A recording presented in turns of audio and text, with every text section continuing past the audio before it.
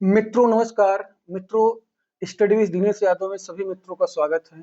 मित्रों, इस समय जो 2021 में जूनियर एडेड का पेपर हुआ था और 4 साल बाद यह वैकेंसी होने जा रही है, लेकिन इस वैकेंसी में ओबीसी, एससी, एसटी के साथ एकदम पूरी तरह से विश्वासघात किया जा रहा है।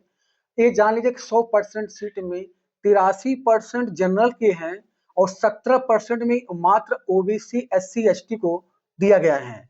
आप समझ सकते हैं, पहले ही पीएनपी ने करीब 350 सीटें जो है मतलब बैक डोर से मैनेजरों को भरने के लिए दे दिया। अब जो साढ़े तीन सौ सीटें 350 सीट जो मैनेजरों को दिए थे, और जब शेष जो बची सीटें थी सहायक अध्यापक में 1262 सीट में 1051 सीट जनरल कैटेगरी के लिए, 115 सीट ओबीसी के लिए और 96 सीट 96 सीट एससी के लिए, और शेड्यूल ट्राइब को तो सुनना दे दिए, कुछ नहीं दे रहे हैं। तो आप यह बताइए, मैं तमाम साथियों से कहना चाहता हूं कि ओबीसी 27%, एससी 21%, ईडब्ल्यूएस 10%, ये लोग कहाँ जाएंगे? भाई ईडब्ल्यूएस के भी अभ्यर्थी हैं, उनको आरक्षण क्यों नहीं दिया गया ईडब्ल्यूएस वालों को?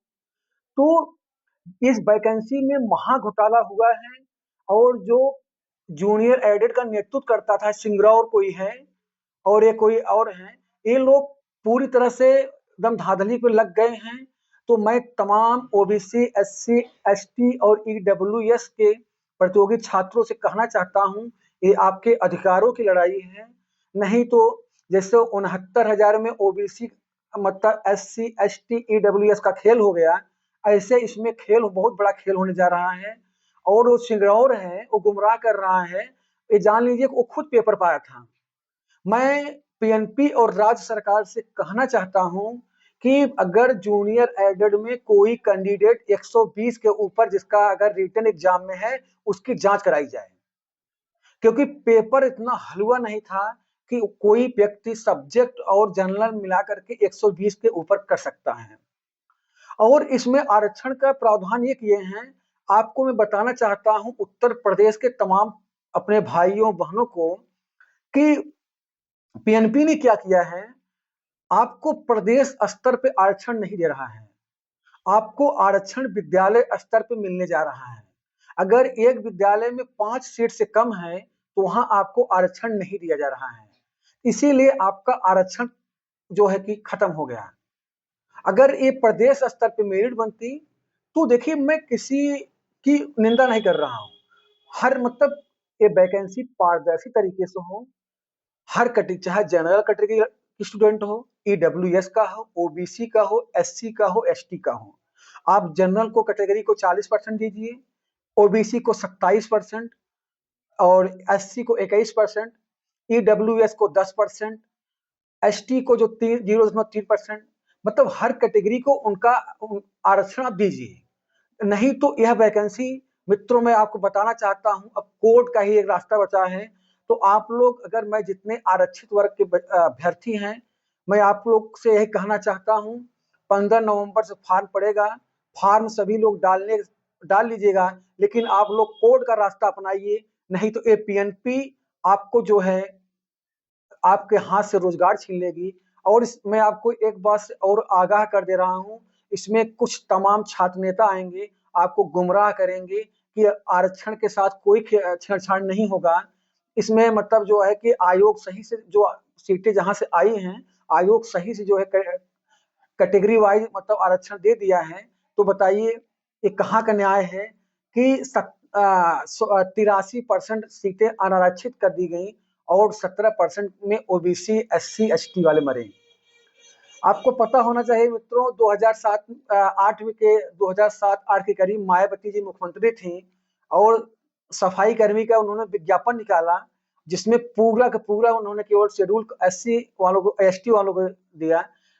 ओबीसी और जनरल कैटेगरी के अभ्यर्थी हाईकोर्ट गए, हाईकोर्ट ने फटकार लगाई राज्य सरकार को, और राज्य सरकार को कैटेगरी वाइज विज्ञापन निकालना पड़ा।